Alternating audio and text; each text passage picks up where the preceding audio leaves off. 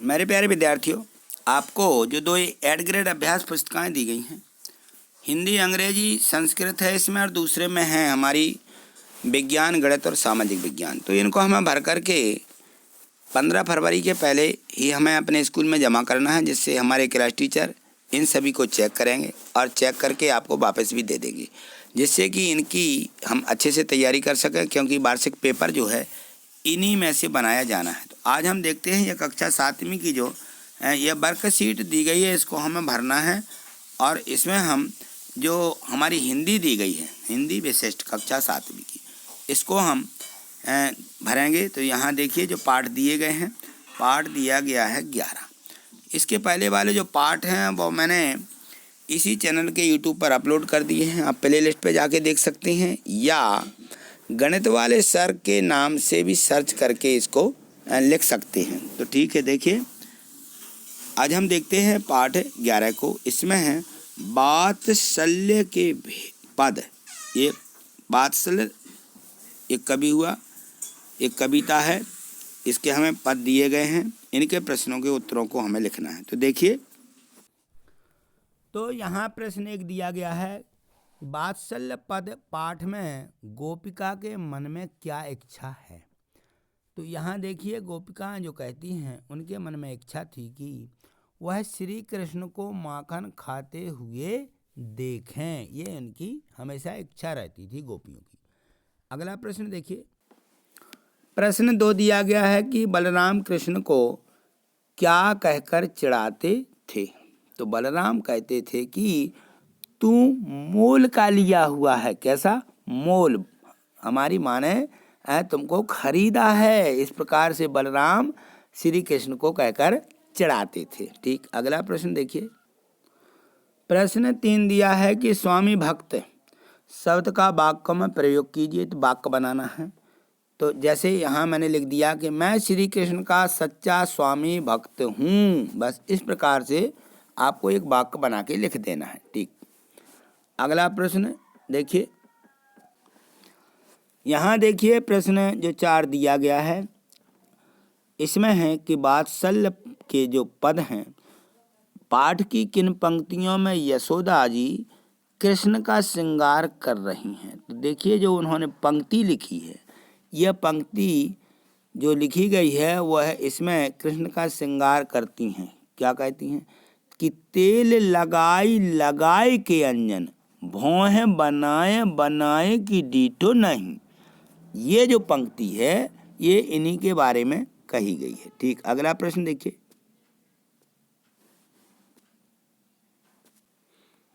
प्रश्न 5 देखिए, लिखा है कि निम्नलिखित शब्दों को हिंदी मानक भाषा के शब्दों में बदलिए।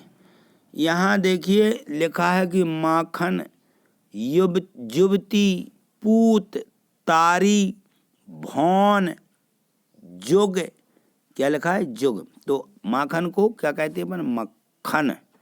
युवती को कहते यवती, यवती। पूत, पूत यानी पुत्र।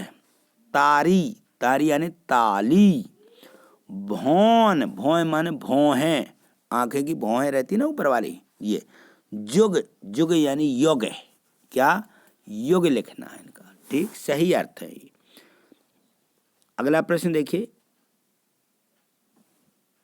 तो प्रश्न 6 देखिए, ऐसे प्रश्न क्रमांक 6 में दिया है कि वात्सल्य पद के पाठ में जो पद आपको सबसे अच्छा लगा हो उसकी एक विशेषता बताते हुए पद को लिखिए। तो देखिए हमने वही पद लिखा है जिसमें लिखा है कि मुझे तेल लगाए लगाए के अंजन, भौहें बनाए बनाए की डीठो नहीं। यह पंक्ति बहुत अच्छी लगी है, क्योंकि इसमें माँ यशोदा श्री कृष्ण का श्रृंगार कर रही हैं, इसलिए यह पंक्ति हमको अच्छी लगी। अगला प्रश्न देखिए,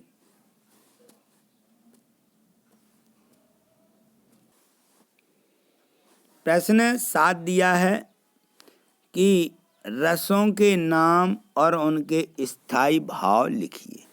तो रस और उनके स्थायी भाव देखिए, जो रस है सबसे पहले हमें रसों को लिखना है। श्रृंगार रस, कौन सा रस है ये? श्रृंगार रस।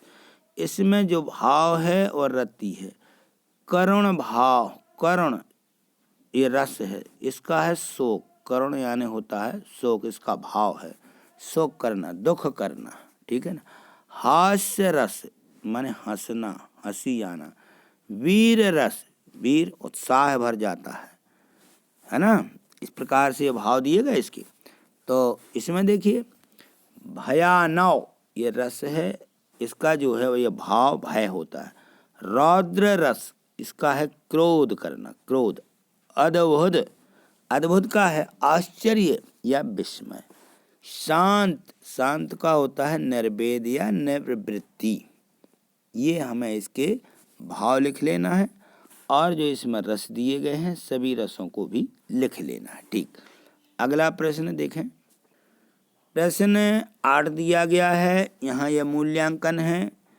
तो इसमें यह अति लघुत्तरीय प्रश्न दिया रहता है। वात्सल्य पद के जो पाठ में पंक्ति में कवि ने प्रभु को अंतर्यामी बताया है, तो बताइए ऐसा क्यों? सूरदास जी प्रभु अंतर्यामी और ग्वालनी मन की जानी, ये सूरदास जी ने कहा है।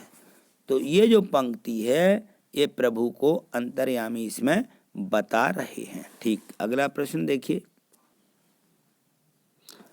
यहाँ प्रश्न 9 देखिए, दिया गया है कि गोरे नंद यशोदा गोरी, तुम कत श्याम शरीर, और तारी दे दे हंसत ग्वाल सब, और सिखै देत बलबीर। इस पंक्तियों के भाव को अपने शब्दों में स्पष्ट कीजिए।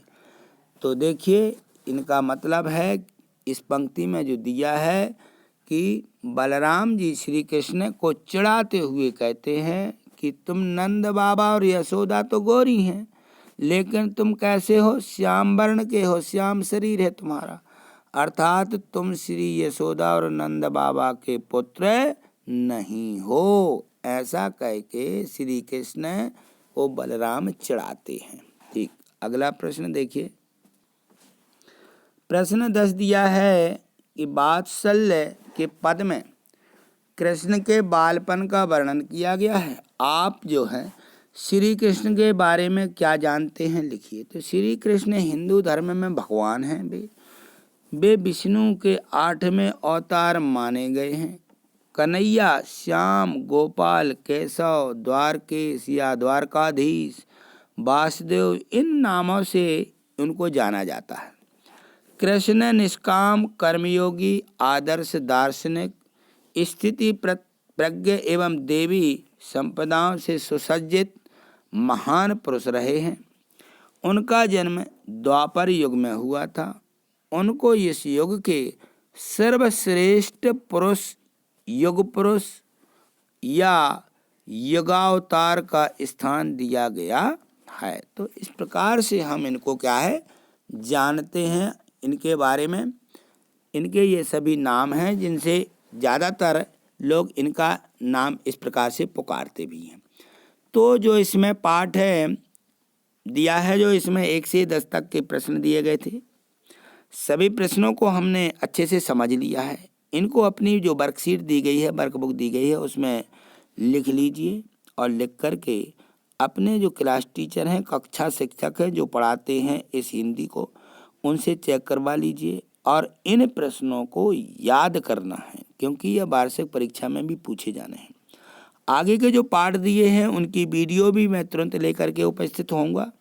यदि आपने चैनल को सब्सक्राइब नहीं किया है तो चैनल को सब्सक्राइब करके रखिएगा, जिससे कि मेरी आगे की वीडियो आपको मिल सकें, क्योंकि अन्य विषय भी जो हैं उनकी भी वीडियो मैंने बनाई हैं।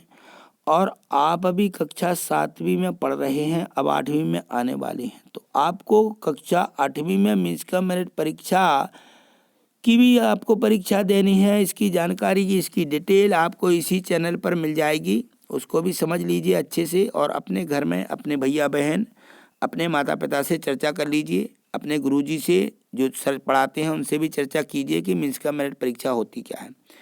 तो उसकी भी वीडियो मैं आपको इस पर डालता रहूँगा, वो भी आपको मिलती रहेंगी, इसलिए चैनल को सब्सक्राइब करके रखिए। थैंक यू, धन्यवाद।